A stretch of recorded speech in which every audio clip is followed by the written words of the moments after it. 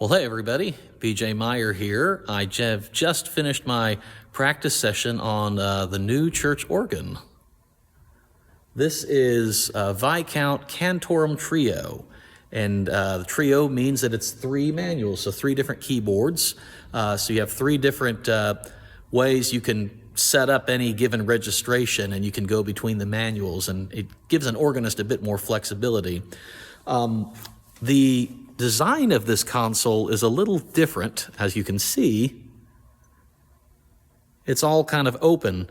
And the reason for this is actually designed as a portable organ or a travel organ. And so you may be saying, why? Well, part of the reason is, quite honestly, it was not as expensive as some of the bigger organs, if you will, but don't let that fool you. The sound that comes out of this organ is tremendous, and you'll be surprised on Sunday. It's a very, very full, rich sound. The installer basically voiced it like a pipe organ, and this organ in particular is different than our last organ. Our last organ was what's called a sampled organ, and that means that in order to produce the sounds, engineers basically took microphones to a pipe organ with a microphone and held them up to the pipes to get the different individual stops.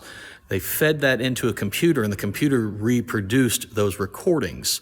So it sounded good, but you couldn't alter a whole lot. I mean, the recording was the recording, so what you got was what you got.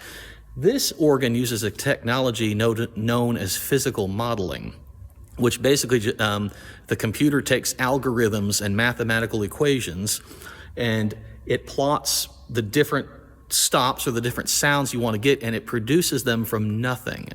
So what that means is, just like a pipe organ, every time you strike the note, depending on the stop, you'll get that sound, but it will never be the same every time. The old organ, every time I pressed a C note with a flute stop, it would be the exact same flute every time with the same attack. So with this organ, because of the physical modeling, the attack every time is ever so slightly different. The way the theoretical air rushes through the pipe, if you will, is different, just like it would be on a pipe organ. The result is a much more realistic sound, and overall it's a much more kind of uniformed sound, if you will. This organ blends a lot better than the last organ.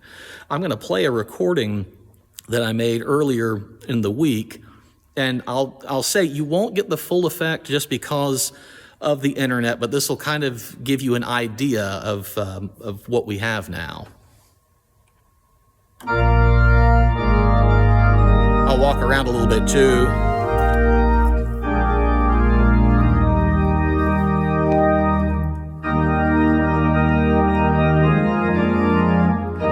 It's better in the center, so those of you in the congregation kind of get the full effect.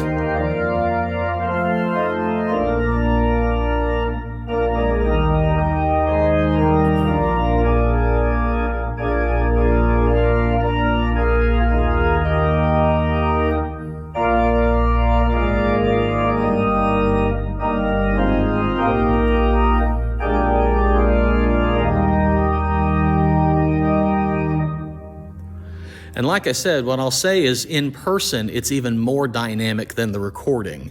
So it's a more even, a more authentic sound to what a pipe organ would be. It's the next best thing. If you can't afford a pipe organ, physical modeling is what many of the organ manufacturers are going to, and it's really kind of the next best thing. So very, very excited.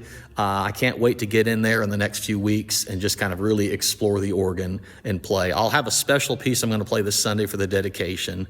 As I mentioned, we've got a lot of elements to this week's worship service. It's All Saints Day. We're going to have the organ dedication, and then we will also have the Lord's Supper. So I hope you will join us this Sunday. As a reminder, too, don't forget to wind or set your clocks back 1 hour. Daylight savings time begins this week, which means we fall back 1 hour. So, okay, take care, and I'll see you Sunday.